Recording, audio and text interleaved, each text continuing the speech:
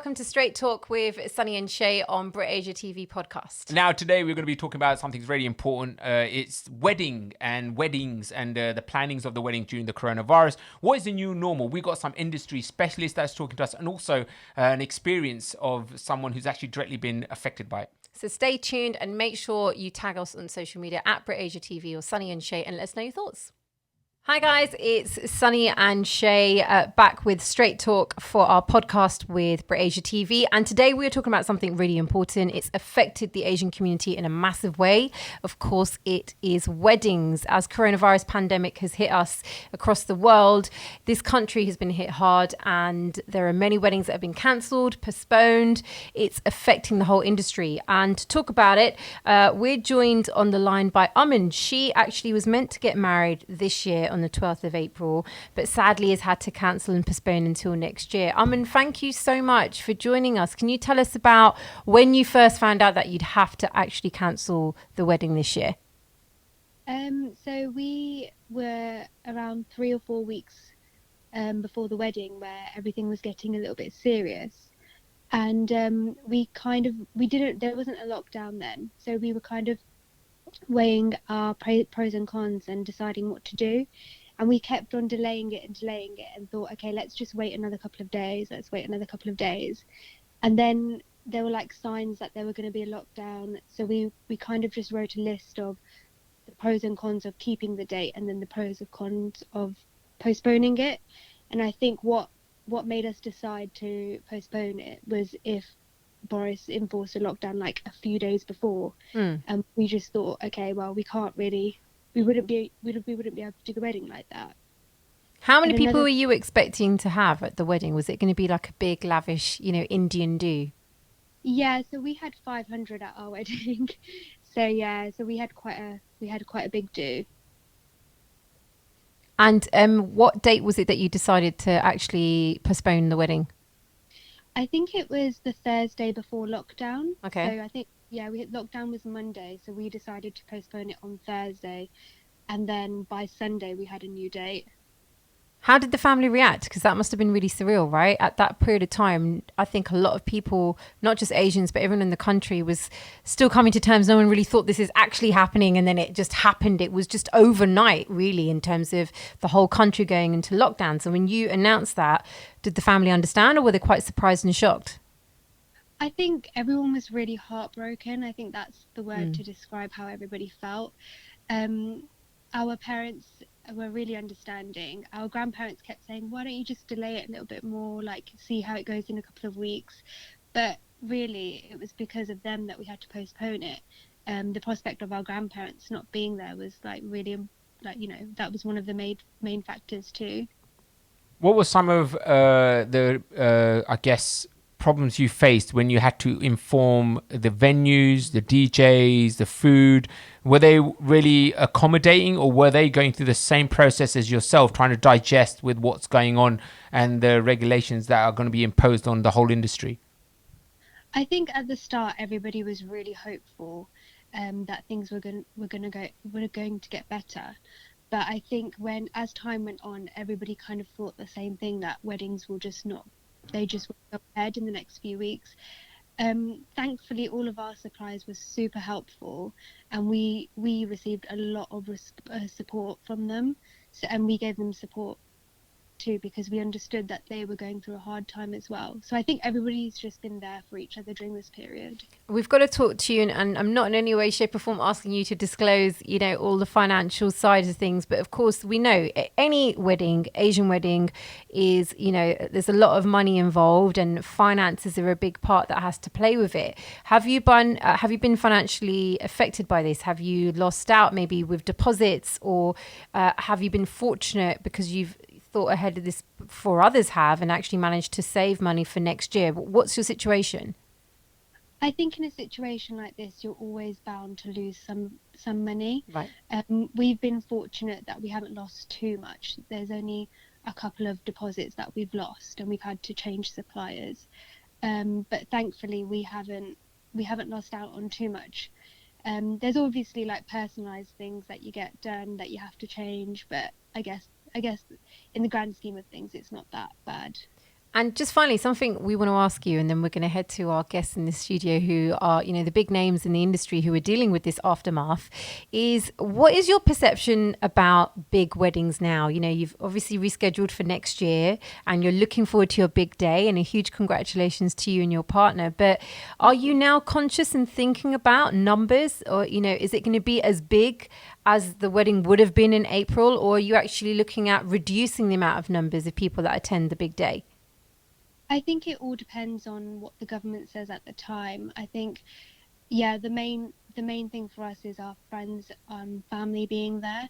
So if we have to scale down, we will scale down to like the people that we're closest to. So as long as the people that we're closest to are able to make it, I think that's what matters to us most. I think that's beautifully said. We're so sorry to hear that your wedding was postponed, but best of luck and huge congratulations for next year. Thank you for joining us. Thank you for having me. Take care. So we want to talk about weddings and the big industry that is weddings. And we're joined now by AJD. He's an award-winning DJ and BBC presenter. And we've also got Dinesh from Prestige Suite. They've both been listening to what's happened with Aman. AJD, Dinesh, thank you for joining us today, guys. Hi, guys. This is huge news, right? The wedding industry has been impacted in such a massive way. Aman is just one example of what has happened. Let's go with you first, Dinesh. Has this been devastating with the coronavirus pandemic and the lockdown? Yeah, it's not sugarcoating it to say it's both surreal, but it's affected a whole year's worth of business. Mm-hmm. It's about postponements, there's cancellations. You're just trying to manage expectations as well, and also keep on top of all the sort of movements that are happening, give advice to people. So it's a pretty crazy time at the moment. And how much help has the government given to industry like yourself, which is seasonal to a certain degree, but also you have a lot of dependence as well, don't you, with the employers that you have? Yeah, so I mean, with our specific industry, the wedding industry, I don't think it's targeted support. I think there's support in general for the hospitality industry. Right. The furlough scheme is a lifeline, but it's not going to solve everything. No. It's just kicking the can down the road. I think there needs to be a targeted roadmap for our industry. Yeah. And maybe targeted support, but it's biased to say that. It's like, so it's just one what industry. would that roadmap look like if you were to have a one-to-one with the government and saying, listen, we are talking about all industries, and our industry, this would work. This could help us trying to keep people employed and also then look after the customers that we have to also take responsibility for. What would that roadmap look like? Well, for me personally, I think speaking with clients, a targeted roadmap, which we wouldn't hold anyone accountable for. It's like if we can't stick to it, it's got to be flexible anyway. Okay. But at least it helps us give advice to our clients. It gives confidence to our clients that, look, if this situation happens, then that's fine. I would say a targeted roadmap would be, okay, if everything goes to plan and there's not a spike, potentially we will have 100 guests allowed in events in October. Potentially this may move in December to 200. And the first quarter of next year, we can reevaluate. That will give a lot of clients and suppliers a lot of confidence. It's about time frame, clarity. right? AJ, your whole business, I mean, I know you love music and you're a presenter, but in terms of the day-to-day work, AJD is known as the guy that everyone calls to come to weddings. Yeah. How has this been for you? Must have been devastating. The whole summer just gone. It's been quite surreal. In hindsight, it's one of these things where, because I've been doing weddings for so many years, I was kind of thinking to myself, you know what? I need a break. Okay. So yeah. when you kind of look at it in that aspect, obviously not taking away from the devastating effect that it's had on everybody and families and individuals. But for me personally, having that little bit of a break has kind of been a bit of a positive as well. I've been on the get-go since 2005, 2006, constantly on the road. So, in that kind of sense, yes. But the impact that it's had on business, obviously, is right there. We all know what the Asian wedding industry is worth. And the amount of weddings that happen per year as well, and being a pivotal figure in that, traveling up and down the country and around the world to do them weddings, and all of a sudden just to not have anything, it has had an impact. But like I said, I can only just look at the positives, and spending more time at home, being around family and stuff has been all right as well. And when you look at some of the guidelines that have been, changing on a daily basis as we come out of lockdown, for you as an entertainer and also as someone who's in the arts, which is, you're a performer, right? That's what you do. Yeah.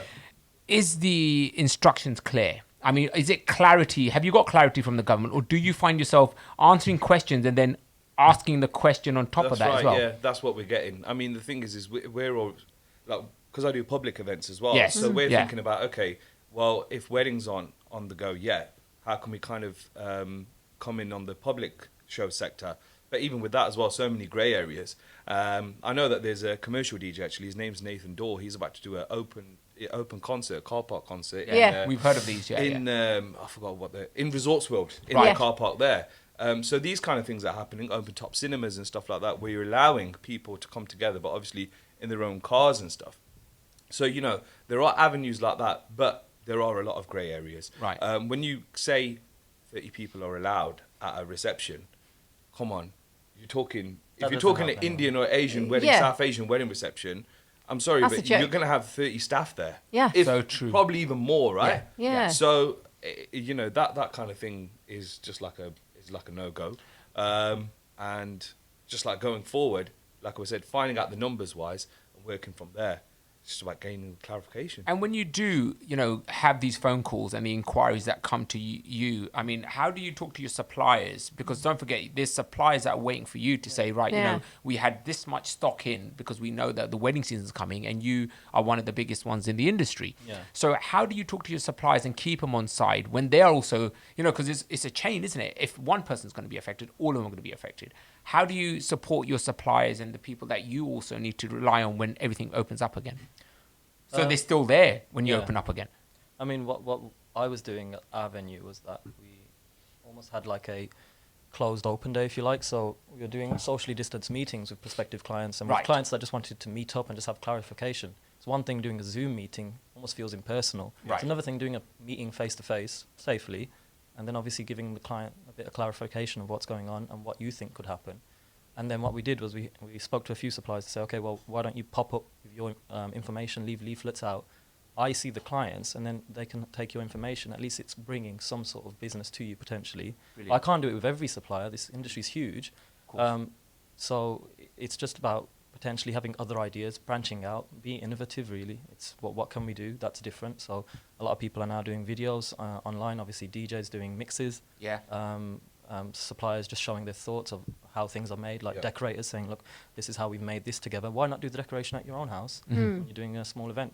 You know, it's just making people aware that we're still there, and if you need our support, you know, that's nice. we're there for you. Do you think that the Asian wedding scene and actually Asian wedding industry, because it is a whole separate industry in comparison to, you know, English weddings, is going to survive this, or do you think there's going to be repercussions to come for the next maybe 3 to 5 years? There will be repercussions. It's I read somewhere, I think it was a BBC article, potentially this industry in the UK, wedding industry as a whole, is worth around about 10 billion. And then there's separate reports saying that the specific ethnic minority part of that, almost half of it. Yeah, that's right. Whereas the average for a wedding might be 27,000. For ethnic minorities, that could be easily double, triple. Yeah. You know, there's some The average is around about 80,000 to 100,000 pounds. When you take into account all of the events, all the events, all the suppliers, that's a lot of money. I do think the industry will survive, but I feel like it will be scarred by it. We'll have to have new approaches. We'll have to have new safety nets for clients as well, because it's got to be fair. It's got to be fair for suppliers. It's got to be fair for clients. Yeah. How do you feel about that though, AJD? Because one of the biggest things, like, there's been a lot of criticism, it's got to be said. If we were to look at the other side of this discussion, over the years, we've seen, you know, many couples who are just kind of saying, I don't want these big weddings. It's too much pressure on me, too much pressure on my family. And there's people now saying, karma's come back around, and actually everyone just needs to look at this, and this is a wake-up call to say, do we need to spend £100,000? We don't even spend that. You know, Asians spend actually more on weddings than they do on their children's education. So there's something wrong in that, surely. I think, like, with the terms of simplification, that was definitely of the way where Indian weddings were going. Okay.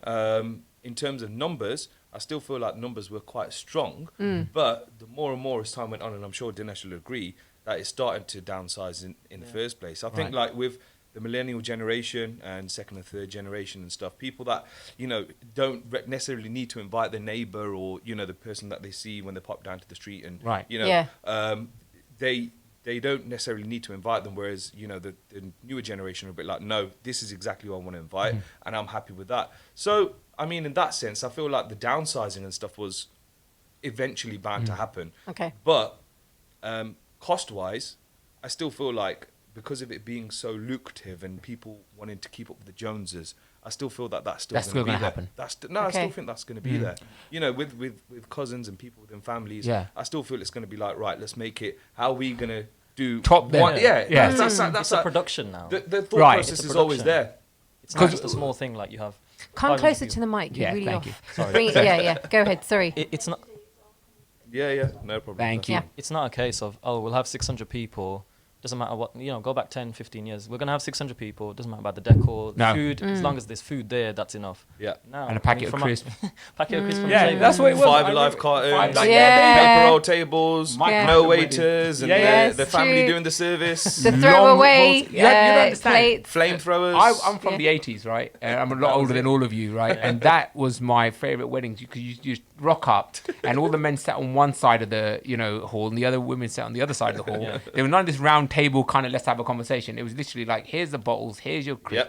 And then everyone got married and everyone went home. Everyone was happy. And it did a really good job. And you then, see Suffrey on stage all the time. Golden Star. Sing. And then the thing is that when we see the weddings now, and like you said, it is a production. And sometimes you turn up and you know where you got to sit. And then if you came early, you got a good seat near the door. That's right. Now, it doesn't matter how early you come, you're sitting over there, mate. Yeah. Do you know what I mean? So it's one of those things. So do you think that it might be time to actually reevaluate the way we can actually enjoy the weddings from all angles? Or do you think it's not time to evaluate right now because there's a economic kind of crisis that's going to follow after the coronavirus? We need to support each other at this time. I kind of feel like simplified weddings were the one. I mean, I'm with you on that as well. Like, kind of going there and just a free for all, and you just mingle with anybody. Yeah. Like that. Do you get what I'm trying to say? It wasn't orchestrated, right? I was growing up in that kind of time, so I used to be I used to be that boy running around, being that annoying little kid. So, it's like I remember that time, and then obviously seeing how weddings have gone on, and I think there's a part of me that when I first got into the wedding industry, I was.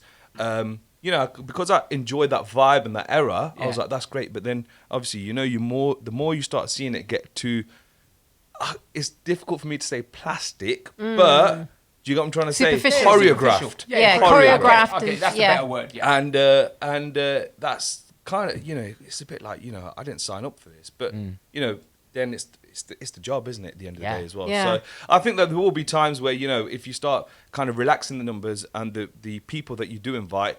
To make it a bit more of a homely affair, I'm all for that. I'm all for that, but it's just because it's got such the Asian wedding industry has got such a high expectation now. To find that balance may take a little bit. Does it harm us when we see people like Bollywood stars, or I'm not going to mention any names, and also people in the celebrity industry as well, like famous businessmen, and the way that they celebrate and put their wealth on show when their children are getting married? Does that put a bit of pressure on like the average person thinking, if you've done that, I can do something near that? I don't know. I think there's pros and cons, really, isn't there? I think people look at weddings such as that. Instagram is an amazing tool now. I mean, we were at university. You didn't have that. Exactly. Now, Facebook. Now you've got like, your thumb gets sore just scrolling. You get ideas from Instagram. You get ideas from Facebook, etc., Pinterest. The thing is, you see that. You might not be able to afford that, but then you try and replicate it. Inspiration. Right. Yeah, it's inspiration. Yeah. But what is that like for you, right? Because, with the business that you're in, even though I can tell like Sunny, AJ, they're really nostalgic. I mean, even I am. But I suspect if I was to talk about when we were getting married, but like, I'm sure that you'll have the groom, they'll have their expectations. But I know as a bride, there were certain things that I wanted. Absolutely. And I didn't care, what other people were nostalgic about is what I had dreamt for my day. And I suspect you're dealing with that, but you're also now having to deal with that and the ramifications of the pandemic. Yeah. So how are you guys finding that to manage expectations? Basically, she's saying, how do you deal with the Bridezillas? I don't want to use that word. AJ can attest to it. Cut that out. It's not just Bridezillas, it's grooms of... Groomzillas as well? Groomzillas. Thank you. I'm so glad you said that. So, it's true, actually. There are a lot of groomzillas these days, They now know what they want, Cut right? that out as well. they know what they want. And all right, maybe they've got to cut down on numbers, but they're not going to cut down on, I appreciate you say the word choreographed or orchestrated or plastic or superficial. Even if that's the case, if it's my wedding day, I want that. Yeah, you know? Of course. And there's going to be people who are going to say, I've got the money to spend. I've waited this long. I finally found my partner. And actually, I've had to wait another year because of coronavirus. So I'm going to go big on this. But how are you going to manage those expectations with, the limitations of whatever the government says? On that day. What I've kind of advised to my clients is make plans. Make the sort of, do the research, look at what you want to have. But if you're unsure, wait until a certain point at which you'd have to make a decision. So, for example, let's say, usually what happens is a groom wants to make the dance floor like an Ibiza nightclub.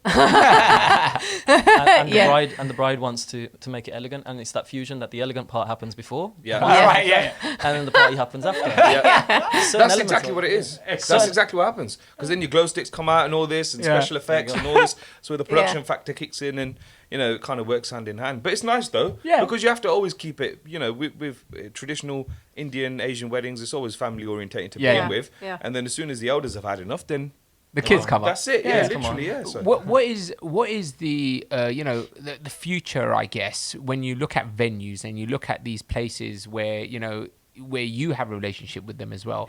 I mean, how fluid is that going to be? Are those venues even going to be there after the coronavirus sort of like pandemic sort of dies down? Because right now, if you've got 30 people allowed at a wedding, maybe even 100 in October, in September, if it goes that way, there is venues that cater for our weddings. Absolutely, yeah. And they are there because of our weddings. If they're not there, how do you then look at the future and seeing where you guys are going to rock up? And do you have, ideas or plans for couples who come to you and say, look, I've still got 500 people coming. Where can I go? Because the venue I wanted no longer can cater for that. Or with the coronavirus, with all the conditions that are around it, they won't be able to accommodate 500. I understand what you're saying. I'll let Dinesh kind of expand on it a bit more, but I just thought I'd just say my 2 pence worth first.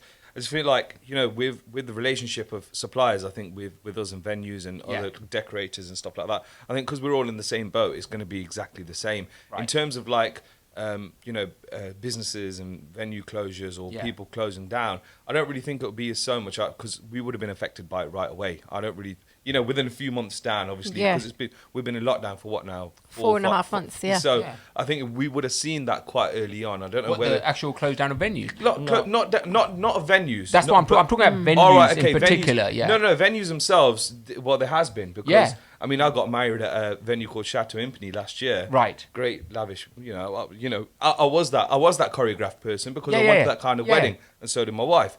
And it's also a card for the rest of the people who come there and say, look, this is what we can achieve. Yeah, it's nice. It's closed down. Yeah. So closed down. Yeah. So literally, it's one of the first casualties. Yeah. So the literally, Midlands was that venue. Yeah, we shut it down. Quite literally. I saw the pictures and videos. I think you did easily. But again, going on to venues is of such like even like Dinesh's as well. Quite funnily speaking, the last wedding that he's had as a venue and I've had as a DJ was at his venue. So so that was Brilliant. That was quite ironic. Yeah, but with his venue, for example, I know for a fact that he'll be able to section the venue off in order to accommodate for certain amount of guests and stuff like that. So obviously, is that what you're doing? Tell us about the adaptations you're making then. So obviously to proceed, we're going to have to do COVID risk assessments, which we will start to do once there's greater clarification, which I think will happen after August. For us as a venue, we've got partitions to separate the room, make it bigger, make it smaller. We can host up to 900, but we can make it as small as just having 200. Right. In that space of having 200, we can still easily socially distance. Yeah. So there will be a change, and you'll have to make amendments to people's contracts and things like that to say, okay, well, are you happy with doing your wedding? If you don't want to postpone and have the 500, why not have 200? Right. And let's do it like this. And if it works for you, then great. So I guess another concern would be from venues, but also couples as well, and families that say that if I do invite someone to this wedding and you are in charge of the venue, you're going to make it coronavirus secure as much as possible. Yeah. The insurance aspect of it, if it goes wrong, if someone is affected, if someone does get the coronavirus at these venues, I guess the question is, who's liable? Yeah. And this is another concern for, it's a really grey area, because there's a lot of family members I know who have cancelled their weddings because they're like, say someone comes and they catch it, they happen at my wedding, Forget What the happens? wedding. Yeah. This person's got the coronavirus. They're in hospital with the. So how do you? Is there something that you have insurance in place for this, or is this something that people need to take into consideration before they even think about wedding venues and going out and doing weddings? I think with things like this, unfortunately, I wouldn't say all insurance companies are like this, but where there's a way to get out of it, there's a way to get out of it. I mean, there's a lot of scaremongering at the moment. Yes. And I feel like people have to bring it back a bit and take a step back and realize that you can get it if you go to the supermarket. Yes. Yep. You can get it from, well, now you can go to the gym. You can get it from going to the gym. Yeah. But we can't lock off our lives. We've seen the impact. It's devastating for loads of industries. We have to find a safe way to proceed. But no matter what, there will be scenarios where something can happen, but that can happen at any time. Right. So I want to say something because Sunny and I were talking to a dear friend of ours. She's English, and she said something. And do you know what? It didn't even cross my mind, and it had to be someone who's not from our community, right? Because I think we're so engulfed in it. We're nodding because we get it. Yeah. And she just turned around and Yeah, like we were talking Golden about Wonder. No one else gets that No one reference. gets Golden Five Wonder Live. Unless you're in the exactly. Unless you're in the 80s. Exactly. And so, but she turned around and said, so we were talking about a very close friend of ours who's had to cancel her wedding. She's postponing it until the beginning of next year. That has been big news for the family because she had people coming from America, from India, even Australia. It's been huge. She just turned around and the way she said it to me, I just thought, wow, this is where maybe it's an Asian thing. I don't know. She was just like, well, hold on, what's the big deal? Why can't you just wait another 2 or 3 years? And I was like, no, sorry. For us as Asians, weddings are that important that even moving it a couple of months is major, isn't it? Well, Because her point was like, she's got a family member who's getting married. They've just turned around and said, we're going to wait 4 years. We don't mind. We're still engaged. We're happy to wait another couple of years. We'll just put it towards our house. What would you say to those people? Because there will be people watching this who'll be like, hold on, guys. What is the urgency that kallu hi karna, honi hona? You know what I would say to your friend as well? Yeah. Go onto Netflix, Yeah. and type Indian Indian matchmaking. Watch the whole series, Yes. and you'll know why. Yeah, that's you'll know true. why. That answers all the questions. No, but break it down for you guys have been in this industry for so long. You're meeting with the mums, the dads, the chache, tai, whatever. So you'll understand this, surely. I don't know whether you can agree, but when it comes to like choosing the DJ, it's not really the parents that are involved anymore. Oh, good, It's okay. literally just the people who, the bride and groom who are getting married and their cousins and their friends and stuff. Okay. I think maybe with venues, you probably got to look a little bit more in depth. Yeah. I don't know how it is for you. So how it works with us, there's still a huge element of what parents think. Family, and rightly yeah. so, family, Yeah. etc. It's a mix, really. If I was to say statistically what's happening, I think it's an even split. A lot of the times I meet the couples first. Okay. And the couples sign off on it, then the parents come. They are because it's either the bank of mom and dad or the decision makers. Right. Yeah. Sorry, and then going back to what you're saying about the why urgency. can't they Yeah. move? It's just I think it's a lot of it sometimes is down to family expectations. I think that's And that's culture? culture plays a big part in it as well. They expect your offspring 4 to years, get they married, expect to to get have certain like 2 children married by within a then. certain time and Well, have that's this it. expectation. It shouldn't be there. It shouldn't. There should be no pressure on anybody to get married by a certain age or anything like that. And I've been fully with that. But it's just the way that our culture is. But there's a plan, isn't it? Like you get an education. Yeah. You get a job.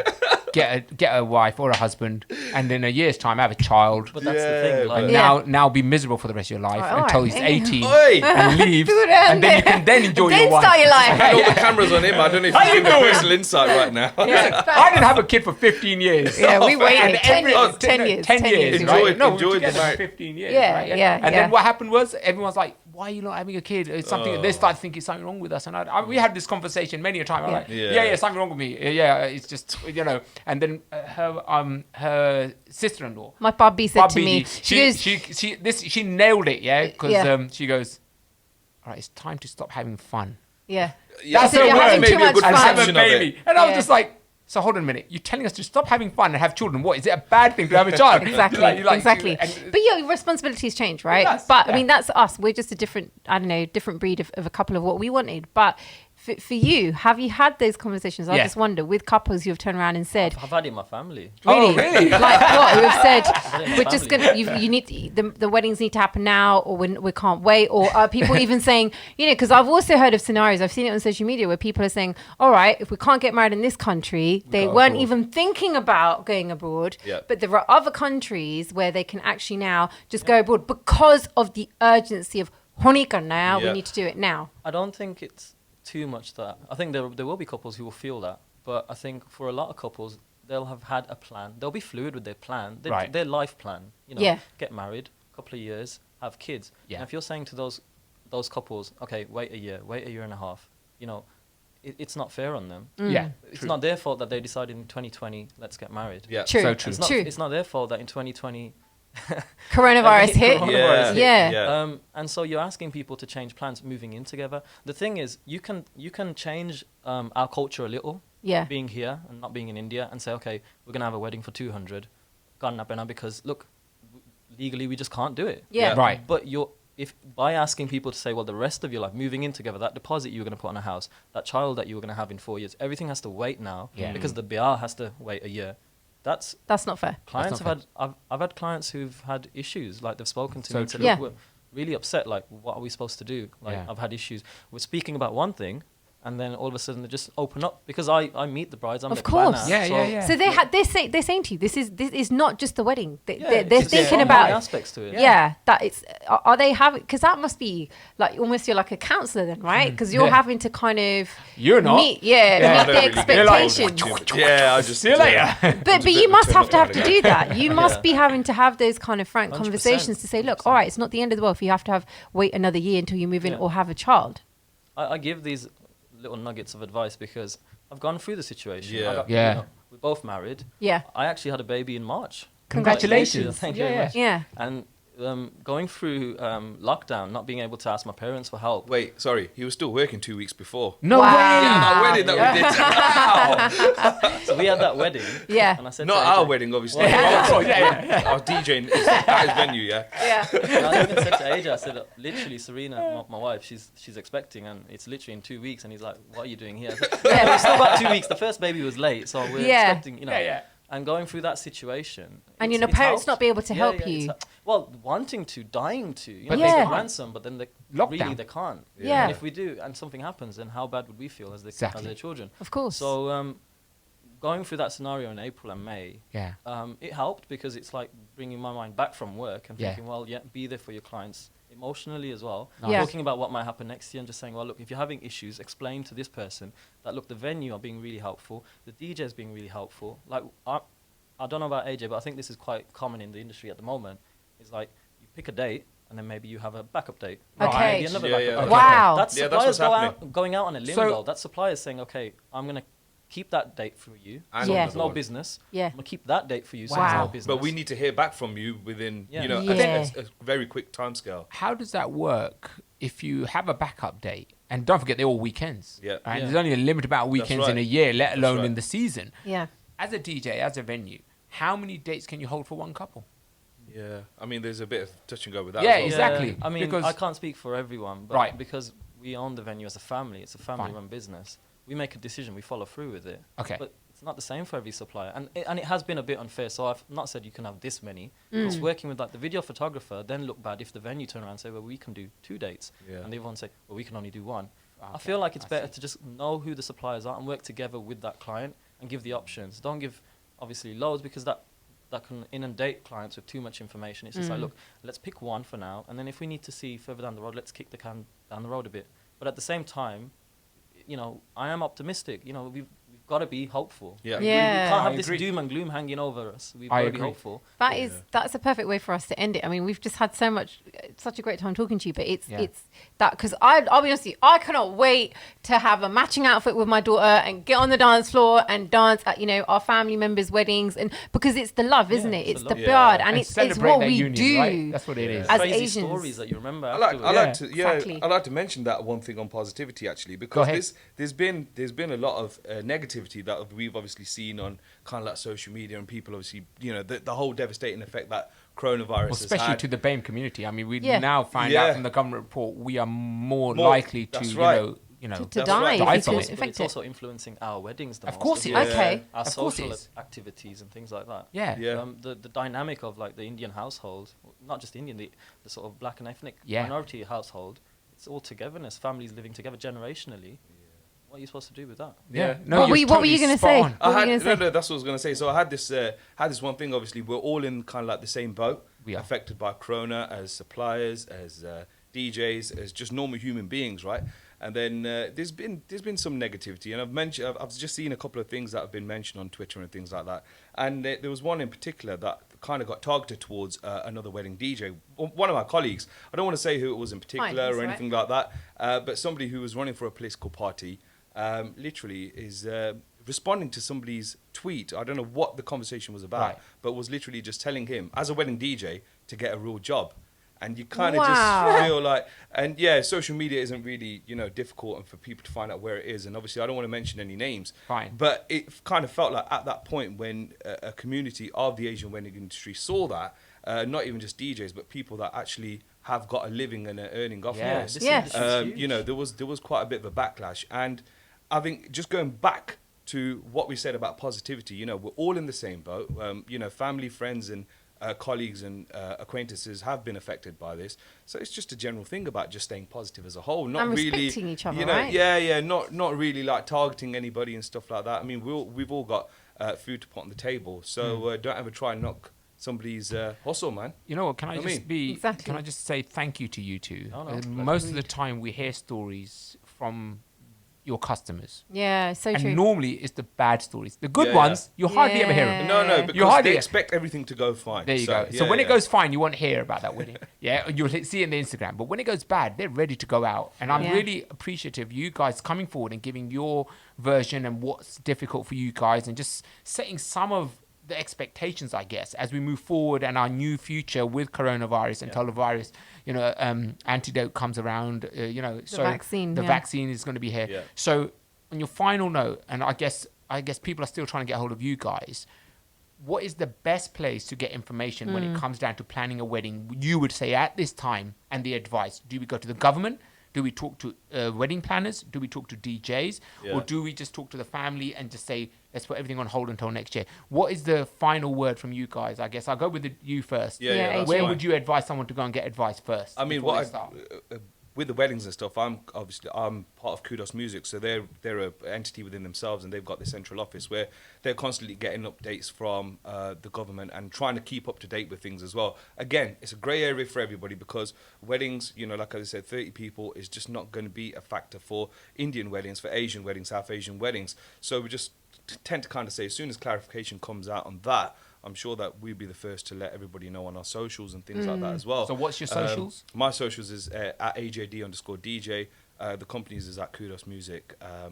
You can just kind of, I think the main thing is just following us on there, keeping up to date with things. And as, things start coming more into light and the factor of the weddings going ahead and receptions happening as well, I'm sure that we'll keep everybody updated as well. And what about yourself, Dinesh? Yeah, I think keeping up to date with what's released on .gov.uk is a mandate. You have to do that. You can keep up to date with that. Speak with your venue; they may have information as well. So keep up to date with that, and just follow a few wedding blogs and things like that. It's just good to keep your sources of information as diverse as possible because you might find some advice from somewhere else to work within something that you never would have thought of. Right. You think, I could do that. And what's your website for our website is prestigesuite.co.uk and social is at prestigesuite. Well, listen, AJD, Dinesh, thank you guys. You so much, this is a much needed conversation. We really appreciate it. Thank you for joining us. Thank you very much. Thank you. If you would like to get in touch with us, you can send us an email on Sunny and Shay as well, and also on our social medias, but also here at BritAsia. If you think that you are being affected by something that we talked about, please send us an email. We'll highlight it. We'll even talk to you about it as well. We're going to follow up on all the conversations we've had at Straight Talk because it is about finding out what we're going through together, I guess, and this is where the conversation begins. And sometimes there are difficult conversations to be had and decisions to be made. So we're always welcoming your feedback. A big thanks to Dinesh and AJD for joining us on what is a really important conversation. I suspect we're going to follow up on this again. I know in social media you guys are telling us, what time are you on? What time is BritAsia putting this on? Listen, at the moment it's sporadic, so please keep checking your listings. And then if you see Sunny and Shay Straight Talk, press record. And we're doing the same because we don't know when it's going to come out either.